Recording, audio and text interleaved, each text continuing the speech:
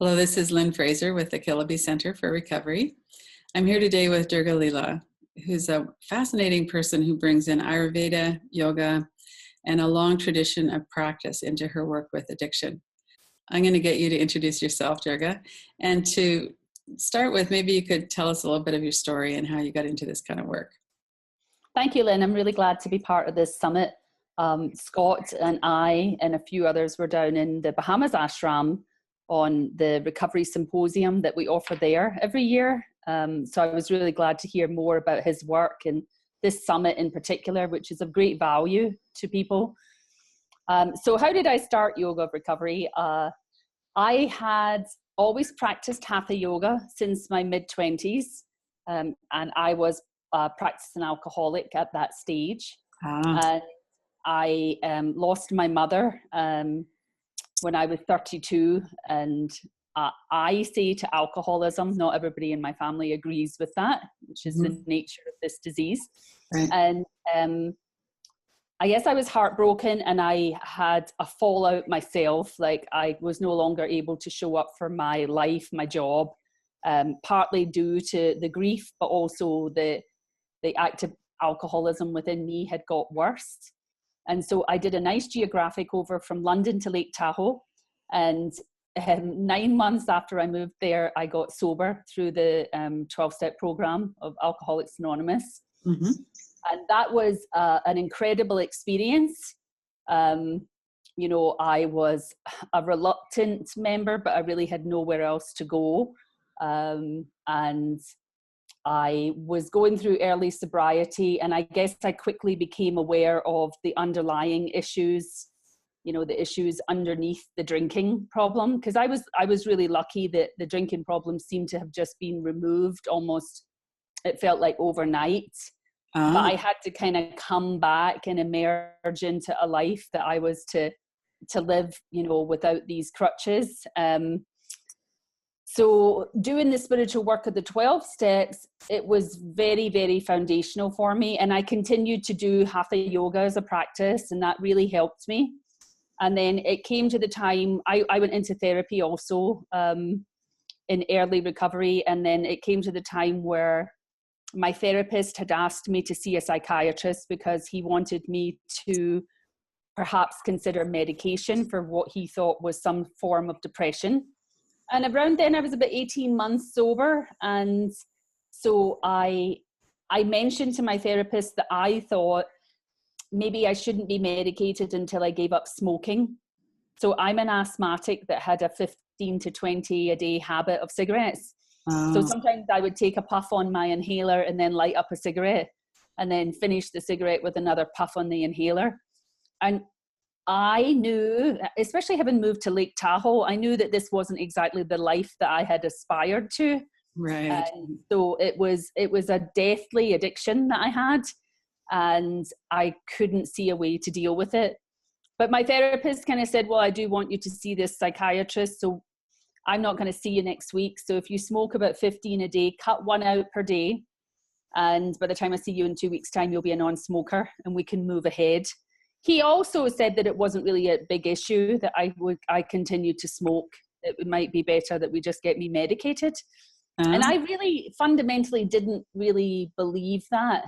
I thought smoking and the effects it had on me with the background of asthma was really contributing to my lack of energy and kind of fog. I was still somewhat in a fog about what I was going to do with my life.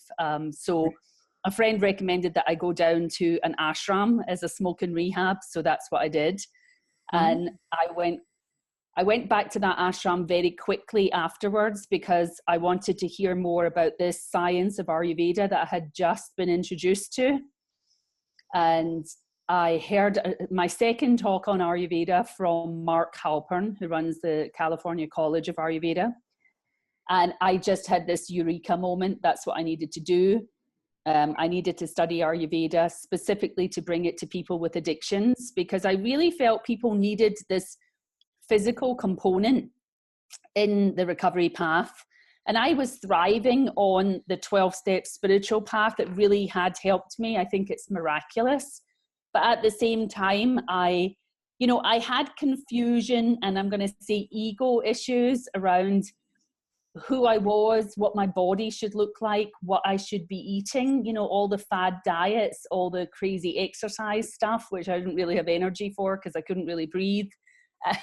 So, you know, I was just kind of in a quandary about all of that. The other thing I was in a quandary about was what I was to do for my career, because, you know, I had bombed out of my job, and the 12 steps ask you to feel your feelings, and every time I fell into going back into corporate life, I felt that's not how you're supposed to feel about what you're doing to for a living. Right. So, and I think that was a lot to do with why the therapist that I had was looking at that aspect of my life, because I had a successful corporate career in London, and here I was sitting in Lake Tahoe, and I was cleaning houses and bussing tables in a restaurant. So a year and a half sober, people were waiting for me to like reclaim my life. But there was a fundamental thing in there that I can really clearly see with hindsight, that my first career was set up to help my mother recover. You know, my success was supposed to be the medicine that would stop her going down the pathway of self-destruction through alcoholism that she was on. And I had formulated that idea from a young age, you know, maybe around 13 years old, that if I could succeed at school and get a degree and go on to become a professional, that would contribute to my mother being happier. Right. And so it took to the early 30s for me to drop that idea. And it's kind of funny. That's pretty young, actually. That's pretty young. It's taken me a lot longer than that to drop some of those. Yeah, so it was, I mean, it was a big factor of my like continuous awakening in the 12-step program, this work that we do, that I could really see that I never really done any of that stuff for me. I had this externalized motive that it was going to help someone else, and so therefore I could never really go back to it. And you know, when I talk to people in yoga recovery, I often mention that, because this who we are and what we do will become a big part of the recovery path, you know, even especially from the expectation of other people. Like I meet a lot of people that kind of want to get off of the chosen track for them, and they might want to do something like a little pushing the envelope kind of thing, you know, maybe going into something like Ayurveda and yoga, and they don't really know how to do it. I think more and more these days there's a path for that too. But this was 2001 when I was having these conversations, and I actually always remember the man who's now my husband said to me when he discovered, you know, that I was going to do this, study Ayurveda. He said, well, how are you going to make a living? That was his first question. And I said, and it just came out of my mouth, I don't know how I'm going to make a living, but I know my living will be improved. Right. And that was really what I was looking for. I'd read this book early in recovery that was called The Dark Night of Recovery, and it's by Edward Bear. So it's an anonymous book, obviously. But he talked about that recovery is my livelihood. The rest is just how I make a living. Right. And I had read that in my first year, and that was really powerful to me because there was this inner expectation that I would go back and pick up this career. And, you know, certainly it paid me money, but it didn't really feed my soul. And here I was doing this spiritual recovery path. And so I could never really manage to have them sit together and say, oh yeah, that's the way I should proceed, is to go back. So recovery for me has been such a life changer. Like I've moved continent, right. I've moved career, and, you know, it's moved me into a path of discovery that's just been, you know, there's been a security in that, because there's nothing that I need to do other than don't drink or drug or smoke today. So there's a baseline to my life and work. And then because of that baseline, because of that foundation, I feel like I can soar with these Vedic sciences that I was given. And one of the other things that I wrote down in early recovery was that I wanted a job that I never wanted to retire from. Right. So, and I stopped calling it a job. I said I wanted to have work that I never wanted to retire from. Mm-hmm. And I got it because this is it. This is what I do. And, formulating yoga for recovery from there, it was really like a stop smoking program. But it was really, because I went in to study the life sciences of yoga and Ayurveda, it's a help with any self-destructive addictive behavior. So you had 12 steps, which were a fairly good fit, not everything you were looking for. And you stopped drinking and doing drugs and stopped smoking. And you got involved with yoga and Ayurveda. And so are all of those three elements part of Yoga for Recovery? Can you talk about the program, what it is that are the foundations of the program? Yeah, what are the foundations to the program of Yoga of Recovery? The one thing I was taught and trained with in Ayurveda is not to treat the symptoms, but to get to the roots of the condition. So from that mission, we have something called the 6 tenets of Yoga of Recovery. So that's where we look at what are the roots of the addictive self-destructive behaviors.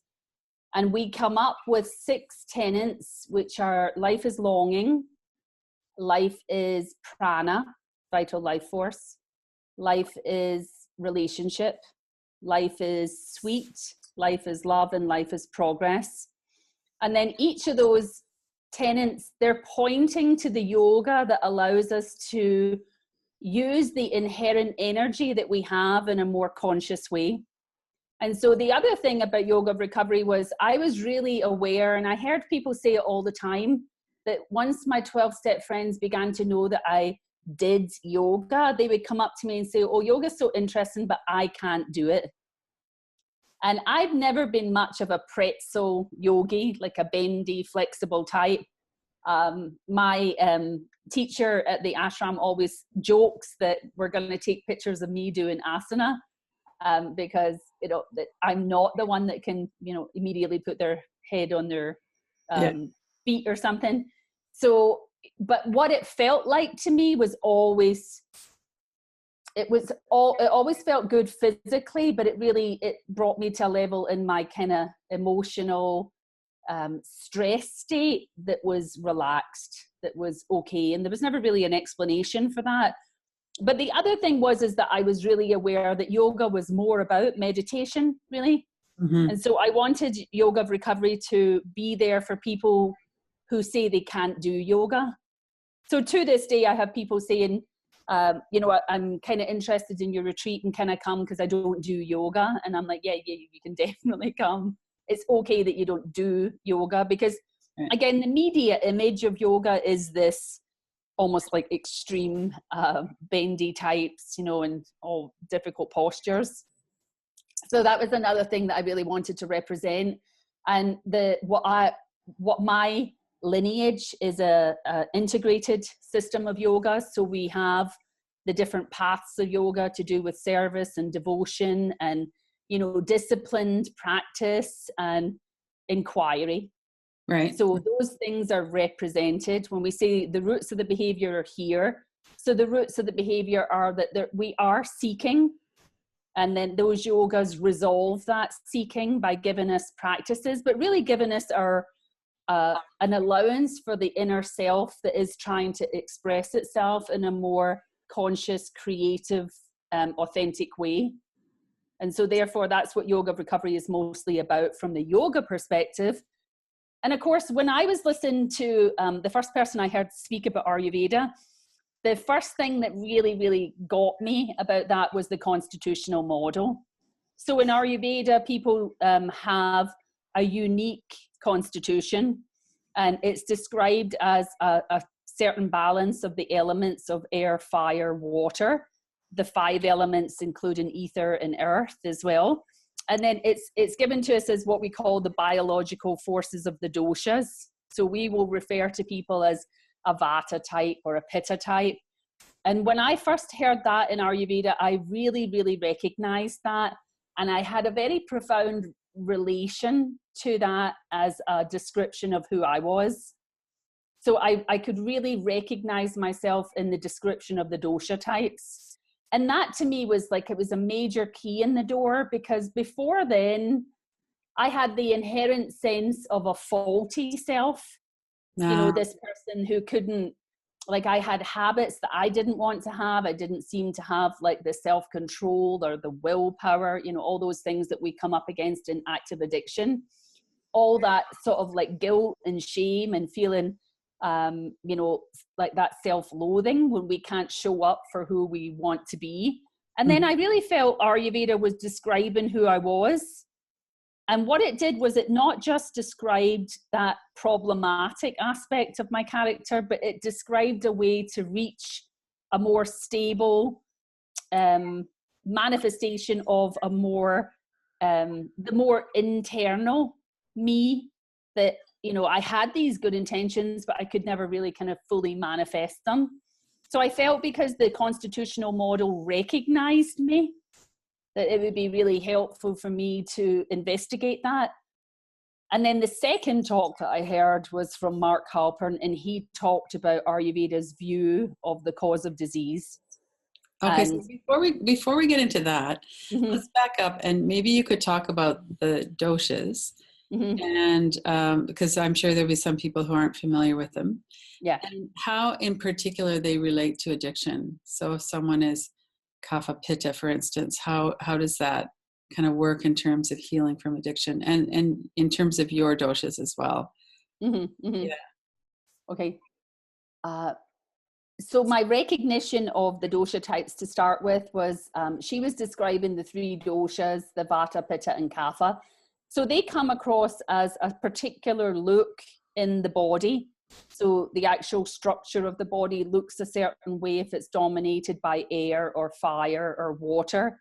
So this explains the different body types. So some people being thinner, some people being more stout, some people being warmer, some people being colder.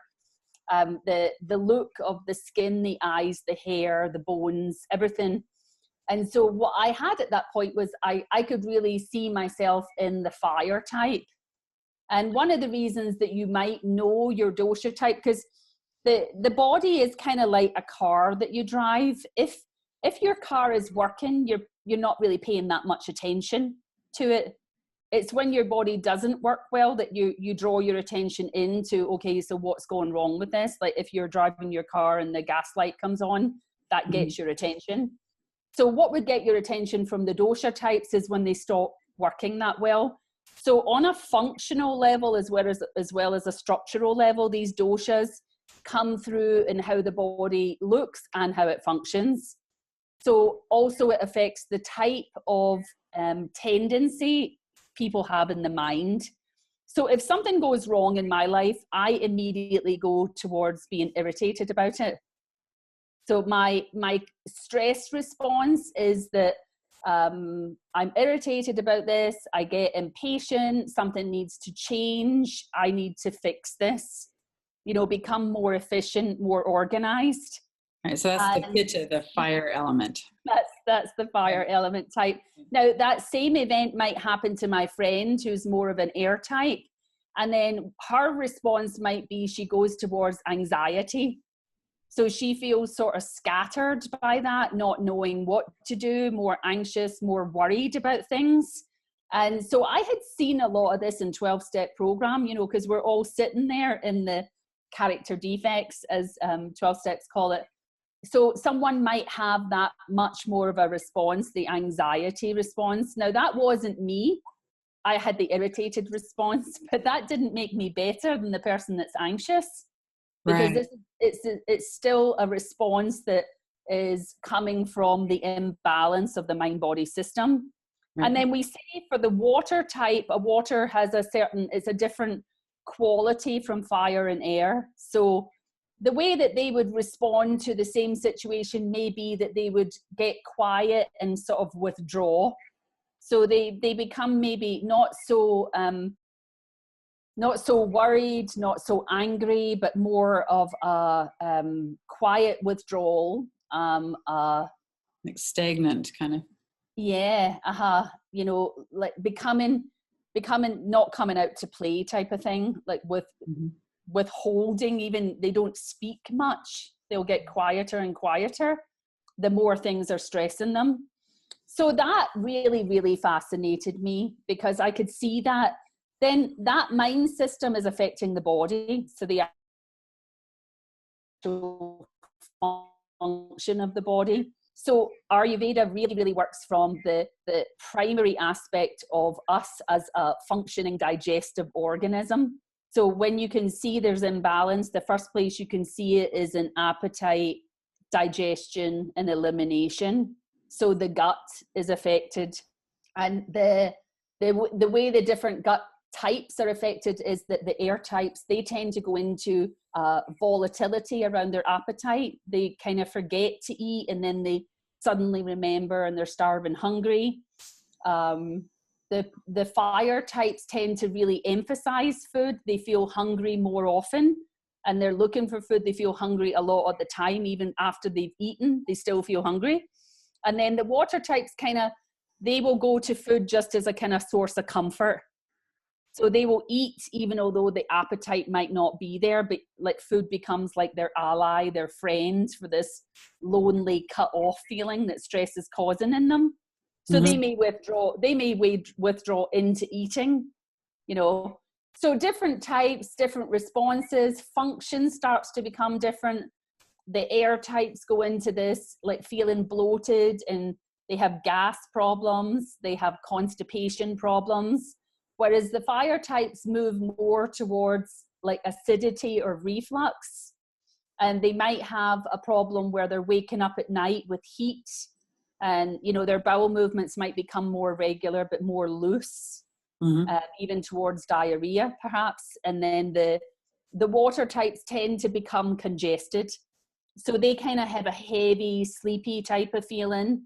They become almost like exercise resistant, because they're dealing with like more, we would say, mud, more phlegm, more congestion in the body. So we know them to be the less active of the types to start with, but as their metabolism starts to work in relation to the stress response that they might be showing, which is the kapha, the water response, then what you've got is this congested, heavy feeling. So again, for me, hearing this for the first time about Ayurveda, I was already putting that together. Like, I was tired, but I was trying to fix the tiredness with the coffee, and the coffee was having a horrible effect on my intestinal system, and it would sort of leave me even more tired because it was interfering with the absorption of the food that I was eating. And then I also I really, really had a kind of sugar fascination, you know, when I was in early recovery. So underneath most of that was this tiredness. And in the yoga of recovery, when I say life is prana, that second tenet, that's what that's about. We say that we're not only seeking like our own spiritual nature, but we are seeking to feel vital and alive whilst we're here and embodied. So there's a lot of seeking around what we call the prana state. So we say that you could be tired or wired or in pain or stressed.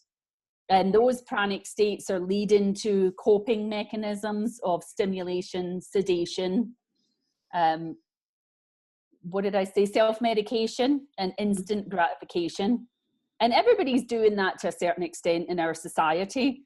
And then, you know, it depends what you're turning to and how often you're turning to it when that becomes, is that an addiction? And this has got to do with, for some of us, this has got to do with the cross addictions, the underlying addictions that are part of this. And so very early in my recovery, having been gifted with this glimpse into the Vedic science of life, which is Ayurveda, I thought, okay, here's the bridge. Here's the bridge that I need to cross over from a pathological addicted state into a spiritual, realized, enlightened, awakened, whatever you want to use as that language, you know, someone that can peacefully self-initiate practices and meditation and a sense of serenity and equanimity in life. So that was the bridge for me, was the Ayurveda. It was like, still to this day, and it's 17 years since the date when I found Ayurveda. I study it, I read it, I work with really gifted Ayurvedic teachers, and life always has something to reveal to you. It's just this beautiful science, which it's elemental. You know, we're seeing everything in the universe according to Ayurveda is these 5 elements. So you can begin to become the player within this field of 5 elements, and you begin to understand the interconnection and interaction. And it's pretty simple. Like I mentioned earlier, this ability to have, like, is this hot or this cold? Is this heavy? Is this light? Like, these are really principles that you can work with. And like for me at the time, I was considering becoming a nutritionist, and I didn't go down that path, because one of the things that I heard that Ayurveda talked about was that all food that we eat is 5 elements, and we know the food from the taste of the food. So there's 6 tastes. There's sweet, sour, salty, pungent, astringent, and bitter. And that, to me, like to this day, I think about that and I think there it is. There is intelligence, because that intelligence can't be anywhere outside of you. And, you know, you watch children eat and they know what they want to eat without ever listening to the diet experts and the nutritional experts and what's the superfoods and, you know, all of that stuff. And I was really confused about that in early recovery. I knew that I had too much of a desire for sugar, you know, but I didn't really know what I could eat. And not everything that people told me was good for me made me feel good. For instance, you know, people tell you to drink orange juice for your breakfast because it's full of vitamin C. Now, as a fire type, I would drink that and I'd have this kind of acidic burning feeling. And I'd think, well, that's a healthy food. Why is it not feeling good for me? And I could take something that was less healthy and feel better with it. And all that is that the citrus fruits tend to be a little bit more acidic. I already have a fire type of system, so I don't need more acidity. And so therefore, that was as simple as it was. But back in the old mind of mine, I actually thought, oh my goodness, I'm never going to get healthy, because healthy things make me feel worse.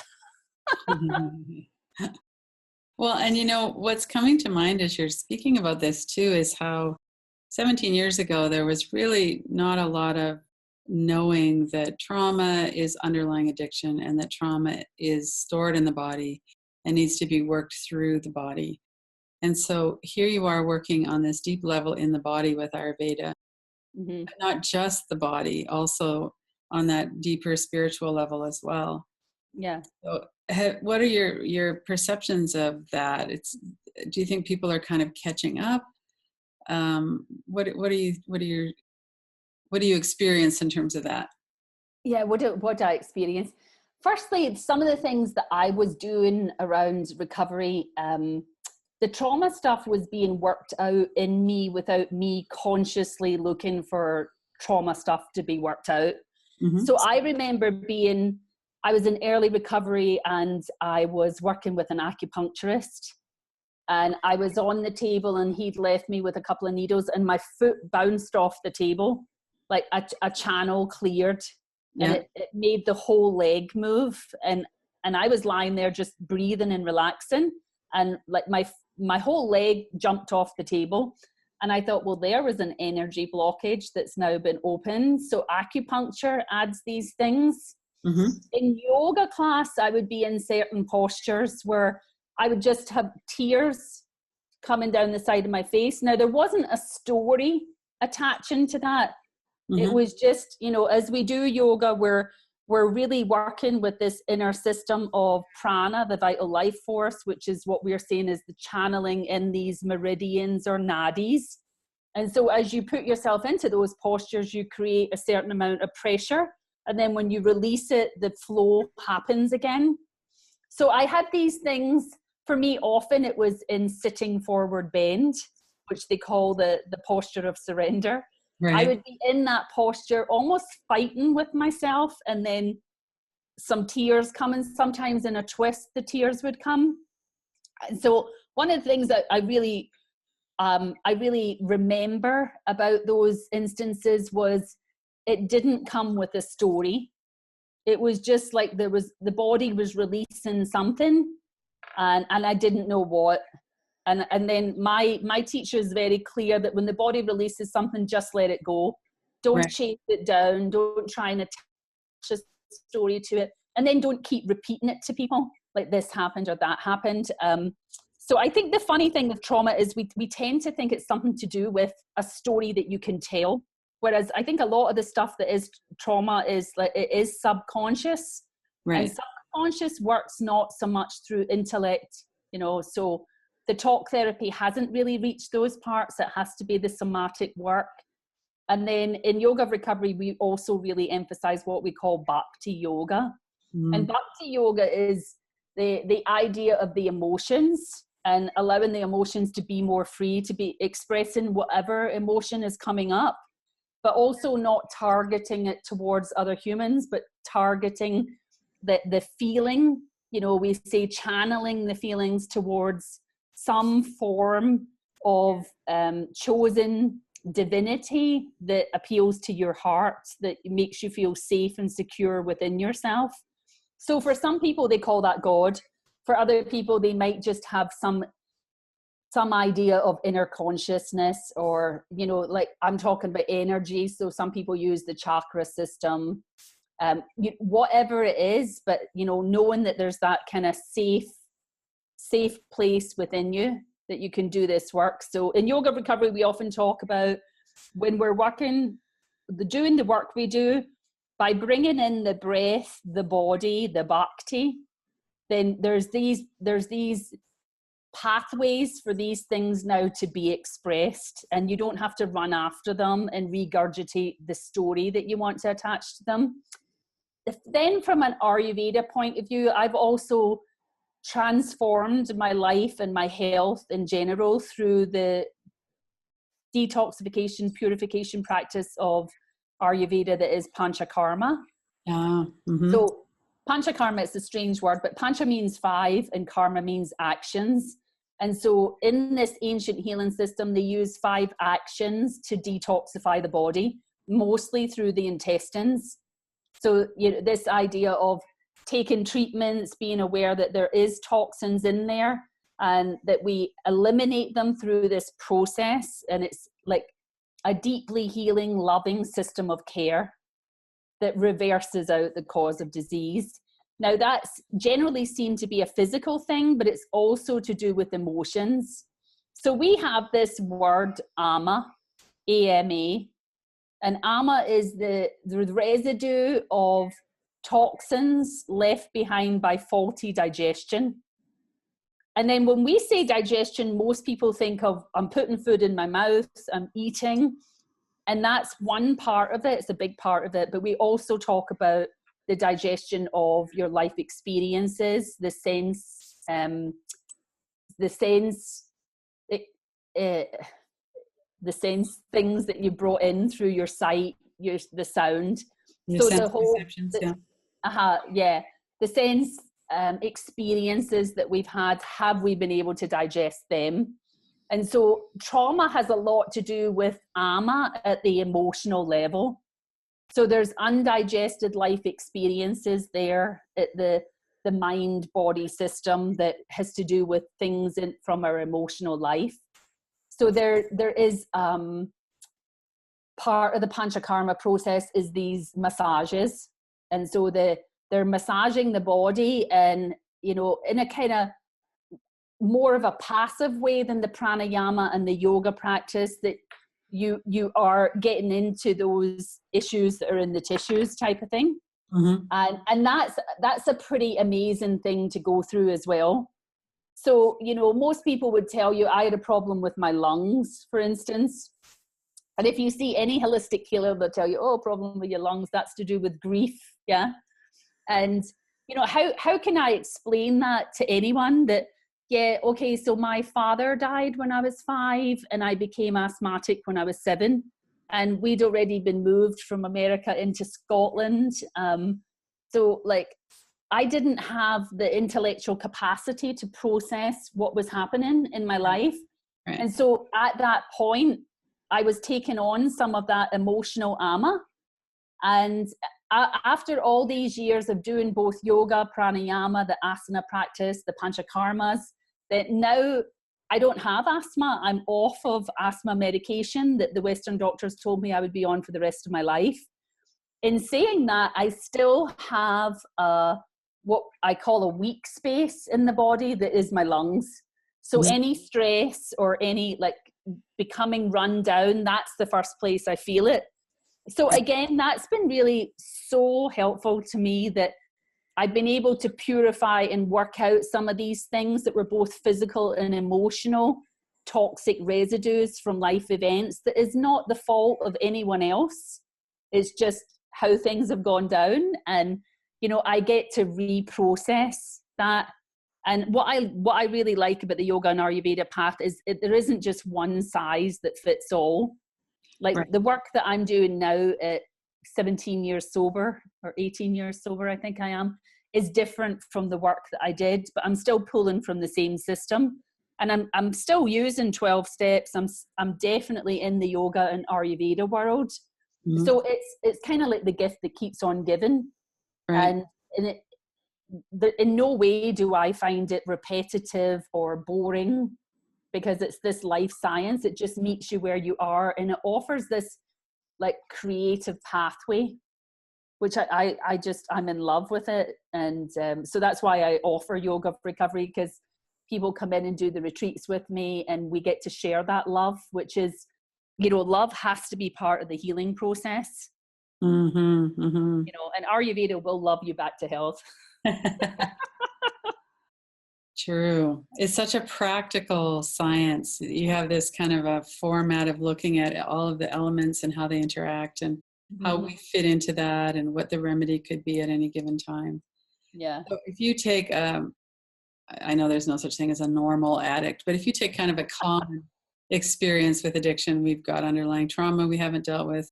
We might have years of alcohol or drug abuse. Our system is really dysregulated.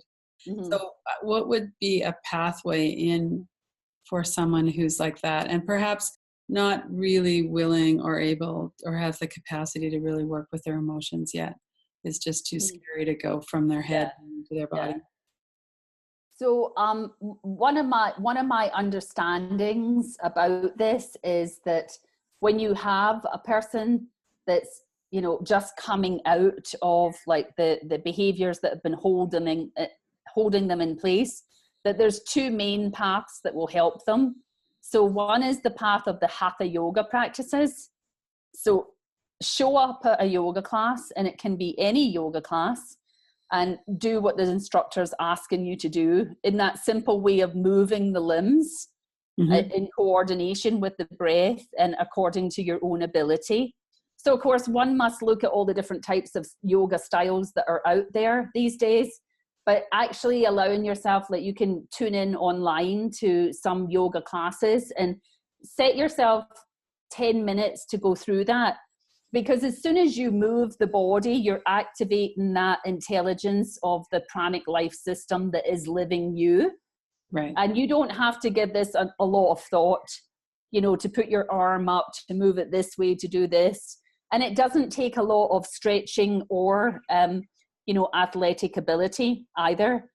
I taught once in a 12-step retreat, and I taught a very simple yoga class. And then the next year I went to the same retreat, and this woman came to me and said, "Oh, hey, do you remember me from last year? I took your class." And I didn't remember her from last year. And I thought, I don't know that I've ever seen you before. And she said, "Well, maybe you don't recognize me because I lost 100 pounds in weight." And she said she'd come to that yoga class, and I had her lying, and she moved her right leg. You know, I said, raise your right leg up as far as you can have it, and then exhale and bring it back down to the floor. And she said in that moment, she remembered what it was like to move freely in her body. And something happened then that she said, I'm going to drop all the food that I eat that impairs free movement in my body. And so she said she didn't diet. She just ate breakfast, lunch, and dinner. And she prepared the food. And the food was fresh food, not processed, packaged, or from fast food joints, and she lost 100 pounds in a year doing that. And she said it was all from that memory of moving freely. So that prana, that life force that is living us, get to know it through the pranayama and asana practice. And that can really be simple. We can have you lying down on the floor and just bring your awareness to the breath, and that can shift things for you. And then from there, you can go and go and go into becoming like a beautiful hatha yoga practitioner, where you can impress people with your headstand or your handstand, as most of us like to do.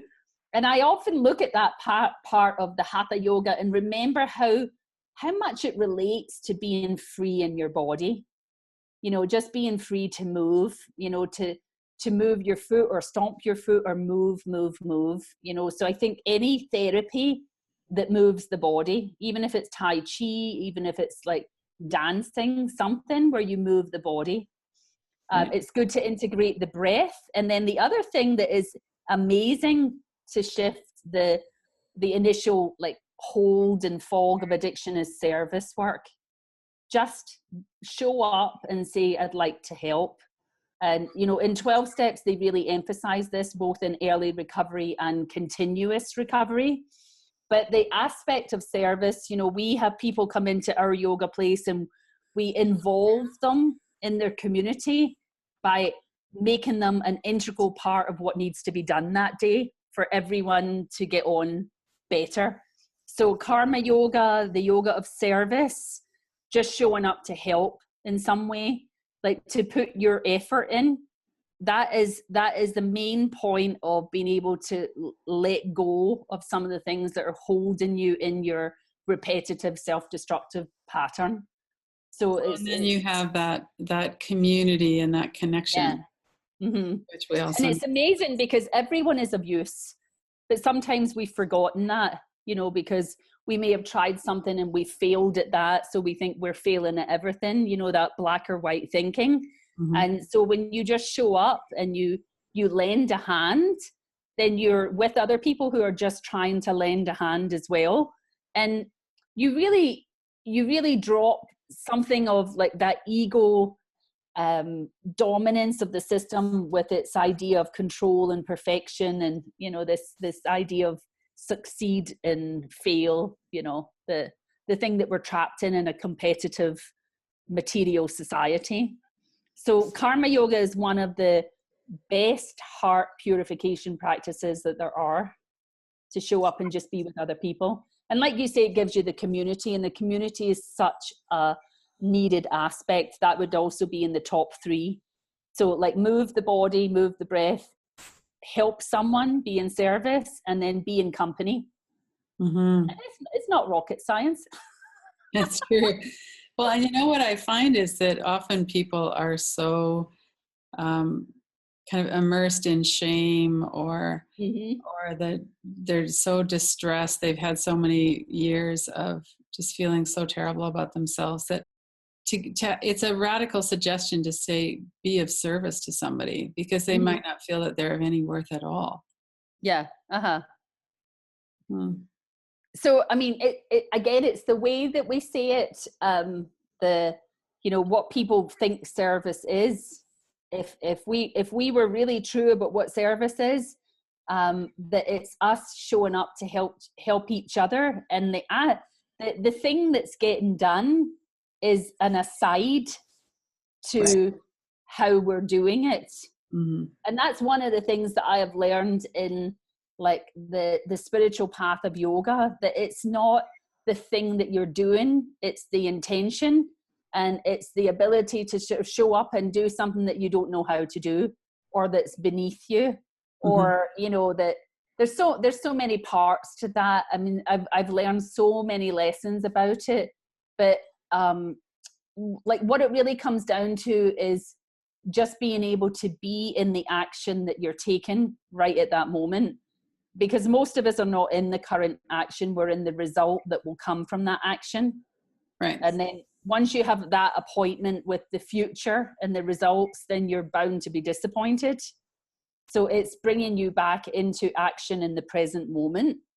And there's something about that that's just, it really shows you something about yourself. Again, we could go back to the dosha types and you can see what they attach to action.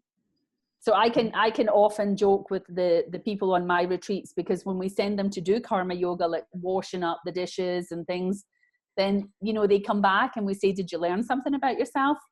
And, you know, a lot of them will say, well, I was the best person there. I did the dishes the best. You know, there could be a more effective, efficient system. Okay. And then we can say, well, then you're talking from your aspect of fire, because, you know, that's what fire people do. They immediately go in and want to make everything a little bit more efficient, a little bit more fast, you know, whereas the water types will be there and they'll be getting the life story from someone that's standing beside them and really getting into a relationship role with them. And so like they're finding out about who their community is by doing that. And then the air types are there, and you know, they're usually meeting everyone, being fascinated by everyone, thinking, oh my, I want to stay here for a year because all these people have all these like amazing things that they could teach me. I'm interested in all of this. Right. So the action awakens, even if it is like this entrenched personality, but it awakens that. It reminds us that we are people of action, you know, that the yoga itself tells you what it's about, because we would say in Ayurveda that a lot of the diseases of addiction are karmic in nature, you know, that we've come into this, it's like a spiritual cause of the disease.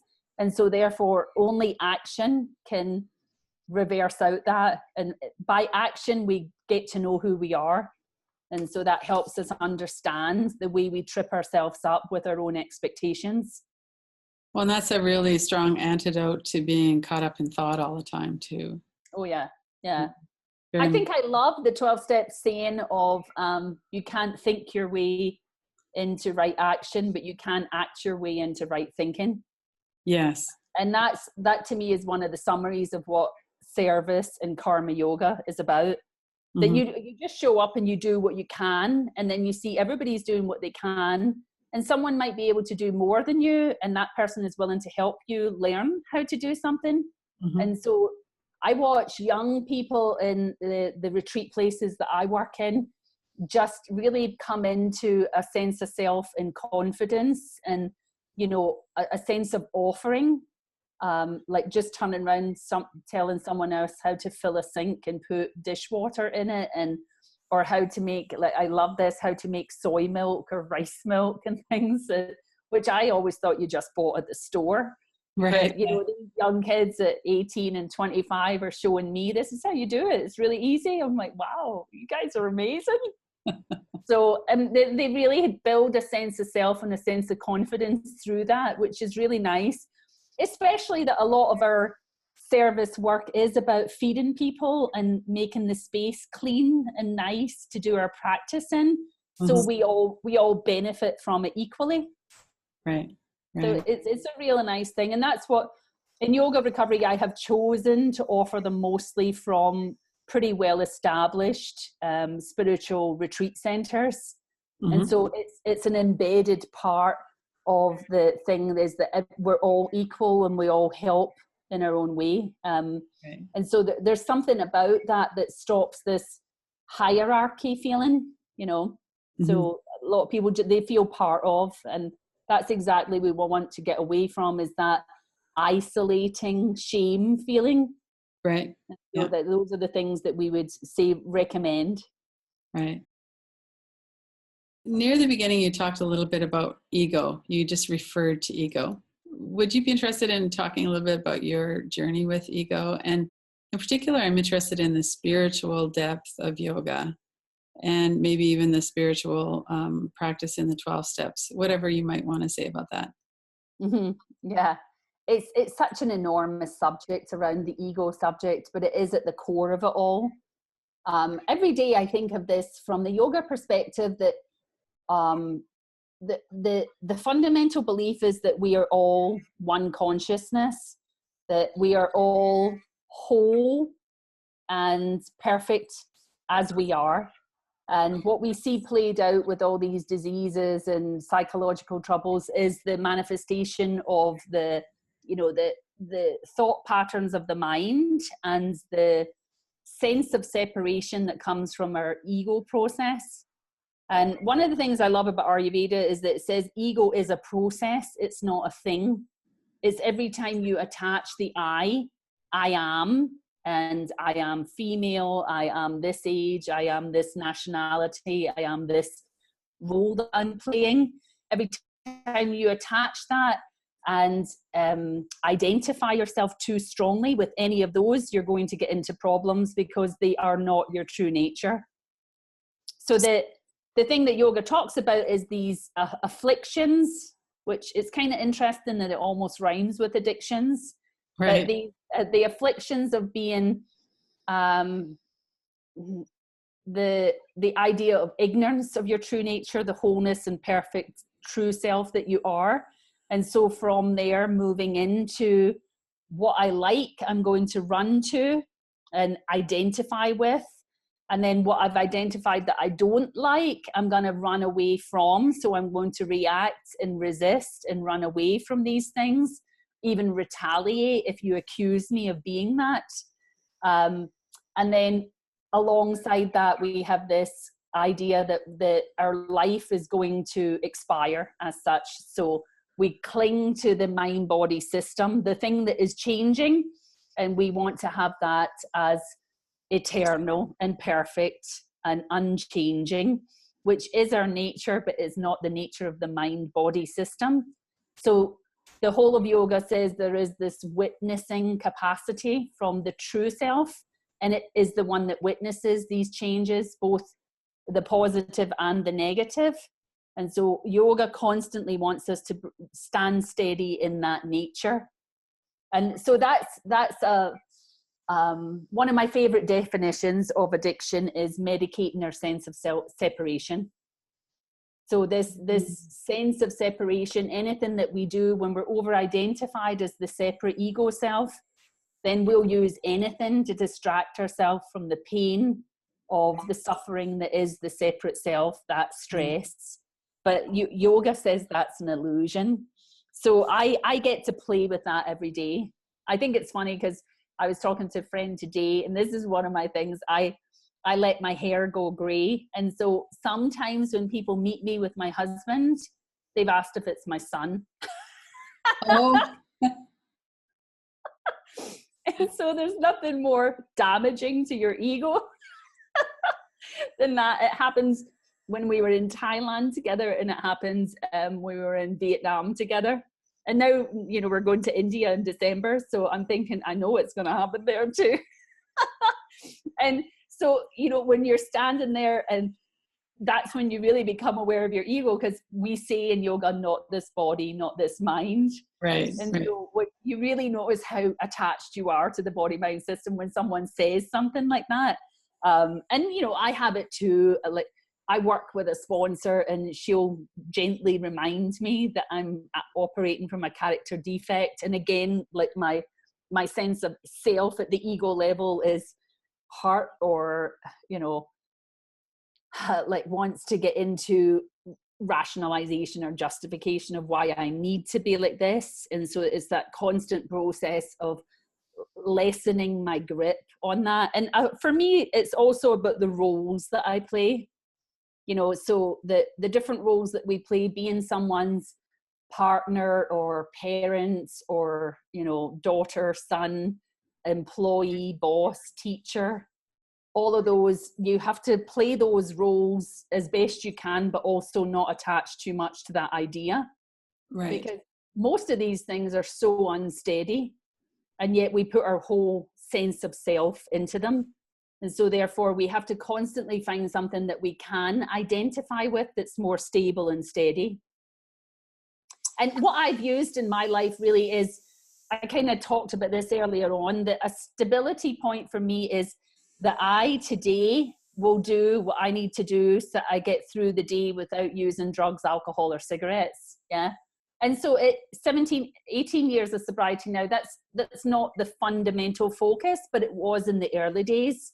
Right. So then the other thing that I get to, and I say play with, is I do love the system of yoga. So it says I am this unlimited, unbounded awareness, but I have a tendency to lock myself down into identification with the externals. And so I kind of use that as a playground for myself, where I see how attached I am to it. So maybe I'll say, okay, I am not that entirely. How does that feel? And so then I go into the feeling state of me being a thing or not being a thing, like having a glass or the glass being broken, and who can be okay with those states. And so that's my playground these days, which is interesting when you feel into it. And that really is feeling into the body and Right. using these tools of Ayurveda. Like, does that feel heavy or tight or constricted? Does that feel tingling, expansive? Does it feel numb? Does it feel heavy? All of those things. So I get to internalize what I think a lot of people use Ayurveda as this externalized thing. Like these qualities, okay, popcorn as a food is light and yams are heavy. But like, what does it actually feel like embodying those qualities? So that's my playground, quality playground. That's pretty cool. Well, and you reminded me of the woman who moved her right leg and then made those huge changes just with that exploration of freedom in her body, remembering freedom. Because the prana has all the intelligence and it knows it's in flow. Flow is the state of prana, and then from flow you can bring it to a certain stabilized stillness. But that's very different from heavy, stagnant. Oh, and, yeah. We know this from our own sense capacity. And so if we can bring our senses to sense into the sensations in the body, especially where the mind is creating those blocks or tensions or obstructions, then we can feel into that. And we often say that the fear acronym, so it's, flip everything and run. And in yoga recovery work, we say fear, the positive aspect is to feel everything and respond. So it's really feeling into it. Right. And that just takes a minute or two. And we're getting back to the somatic. Yeah. The body. Yeah. Cool. So what I'd like to finish with is, if someone is new to recovery or just wanting to go into recovery, what would you suggest would be a few things that they might start with? So someone's new in recovery, what would you start with? Or maybe even just starting to think about going into recovery. Where would they start? So I would talk from all I know, which is my personal experience. I find so much value in the 12-step programs because they are more available than any other system, and they're free. And there's maybe 10 to 20 to 40 people in the room. And so your chances of being able to hear something that moves you or that you relate to is great. Like, rather than a one-on-one having to pick the right professional and pay over that type of money. Although I would encourage anyone to go into like mental health care licensed professional practice too, and do some of the deeper, more intimate work with people like that. And then, just go to a yoga class and look in your local newspaper and see who's got some, if it's not yoga, some movement class. And I'm saying the 12-step program because that is my personal experience, but I also present in conferences called Multiple Pathways to Recovery, and there are excellent people in the other group peer support recovery groups like Life Ring and Smart Recovery, and all the other different groups that are now available. And I think the first thing to do is really just to pick up the phone and speak to someone. Right. So maybe before you can actually walk out the door and be ready to show up in a room full of strangers, like maybe get online to a summit like this, which you've already done, find some meetings online and pick up the phone and talk to someone. Like my friend works for the Samaritans, and I remember calling the Samaritans when I was younger because I was just beside myself and didn't really know what to do. I didn't think I was suicidal. I just needed to talk to someone. Mm-hmm. So even things like that, you don't have to be suicidal to call helplines like that. Right. And as you begin to speak it, you will release a lot of the suppressed emotional congestion just by speaking it. And that's totally anonymous, and you don't yet have to leave the house. But if you can let the words escape, and say a few things that need to be said, that you could really change the energy that's been holding you down. And know that we people who are on the path of recovery, that we hold you in our hearts and in our prayers, because we know what it's like to have been there. I personally could never ever say my name's Kathy and I'm an alcoholic. It was like impossible for me to say it because I was in that deep addiction denial system, but I knew it in my heart of hearts. And then as soon as I said it, that was all that needed to happen, because I sobbed, everything was released, and something happened just in the saying of it. Oh, that's wonderful.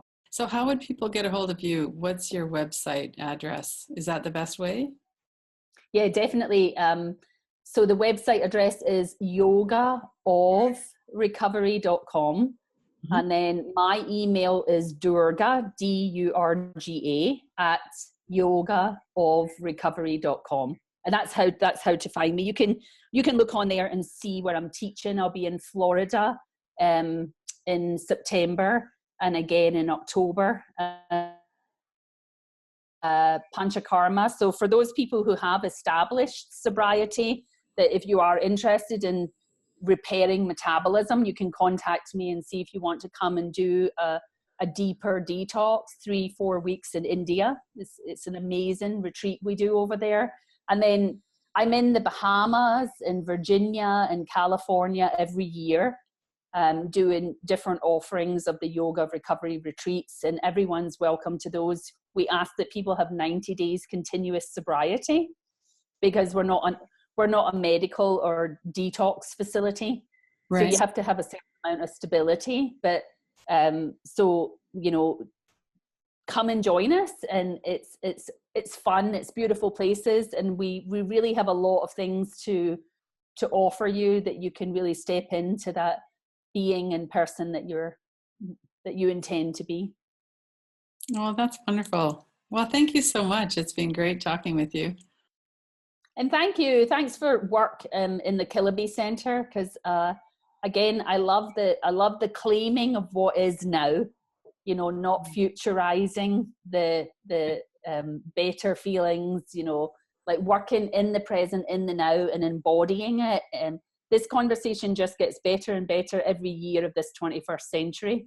It does. So thanks for being there for everyone and inviting me to be part of. It means a lot to me. Well, thank you very much. Go to KillabyCenter.com, Radical Recovery Summit. For access to the interviews, you can watch them free online, or you could purchase an all-access pass. KillabyCenter.com.